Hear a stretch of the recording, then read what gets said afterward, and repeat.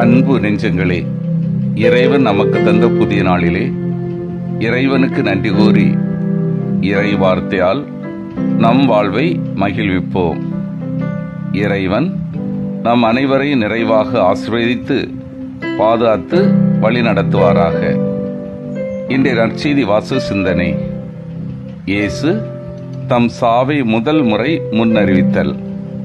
லூக்கா நற்செய்தி நூல் பிரிவு 9, இறை சொற்றொடர்கள் 22 முதல் 25 முடிய. இதன் விளக்கம் அறிவோம். தம்மை மெசியா என சீடர்கள் அடையாளம் கண்டு கொண்டதை ஆண்டவர் ஏற்றுக்கொண்டார். ஆனால் அவர்களுடைய எண்ணத்திலும் மெசியானவர் ஒரு உன்னத ஆட்சி நிறுவுவார், அதில் தங்களுக்கு மேன்மையான பதவிகள் கிடைக்கும் என்ற எதிர்பார்ப்பு இருந்தது. இருப்பினும் இயேசு வரப்போகும் தம் துன்பங்கள் குறித்த செய்தியை தயக்கமின்றி கூறுகிறார். இத்துன்பங்கள் சமய தலைவர்களால் வரும், ஆனால் அவர்கள் அரசியல் சதியால் ஆட்சியாளரான ரோமேரை கொண்டு சாதிப்பார்கள். இயேசுவை சிலுவையிலிருந்து நாம் பிரித்து பார்க்க இயலாது. சிலருக்கு இயேசுவின் சிலுவை சாவு கொடூரமான தண்டனையாக படலாம். வேறு சிலருக்கு அதே சிலுவை சாவு கடவுளின் அன்புக்கு அடையாளமாக தெரியலாம். இயேசுவை பின் செல்லும் மனிதருக்கு சிலுவையை தம் வாழ்விலிருந்தும் சாவிலிருந்தும் பிரித்தல் இயலாது. சிலுவையை சுமத்தல் என்பது இயேசுவை பின் செல்ல வேண்டிய முறையை காட்டுகிறது. இயேசுவின் துன்பங்களோடு நம் துன்பங்களை இணைத்து, அவரோடு நம் வாழ்வையும் சாவையும் இணைத்து நாம் செயல்பட அழைக்கப்படுகிறோம்.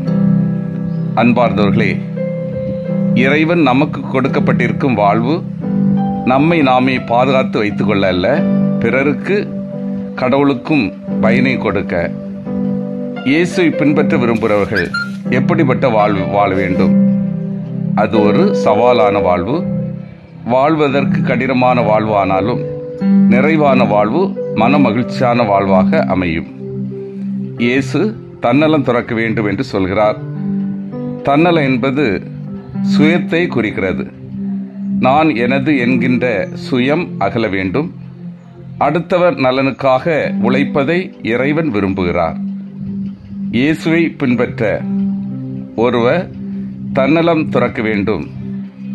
நாள்தோறும் சிலுவையை தூக்க வேண்டும். தன்னலம் என்பது தன்னை முன்னிலைப்படுத்துவதுதான். பொது நலனுக்காக காரியங்களை செய்ய முன் வர வேண்டும்.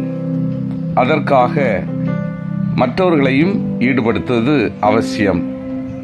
நமது வாழ்விலே முதலில் சிறியவற்றை துறக்க நாம் கற்றுக்கொள்ள வேண்டும்.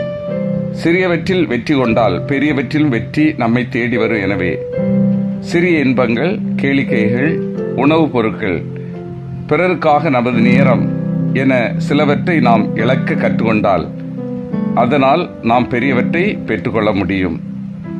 கடவுளிடம் நம்பிக்கை கொண்டு நமது வாழ்விலே சிலுவை ஒரு தடையாக அமையாமல் இறை அனுபவம் பெற்றிடும் ஒரு சிறந்த வழிகாட்டியாக ஏற்போம். சிந்தித்து தியானித்து செயல்படுவோம். நான் தன்னலம் துறந்து பிறர் நலத்திற்காக உழைக்கின்றேனா? இயேசுவின் இறையாட்சி பணிக்காக நான் துன்பங்களை சந்திக்க தயாராக உள்ளேனா? ஒவ்வொரு நாளும் சிறு சிறு தியாக செயல் செய்து இறைவனுக்கு பிரியமாக செயல்படுகின்றேனா? மன்றாடுவோம். வல்லமை மிக்க இறைவா, நாங்கள் அனைவரும் எங்களது தன்னல உணர்விலிருந்து விடுபட்டு பிறர் அன்பு செயல்களில் ஆர்வமாக ஈடுபடவும், இயேசுவின் உண்மையான சீடர்களாக சார்ந்து பகரவும் வரம் தாரும். ஆமீன்.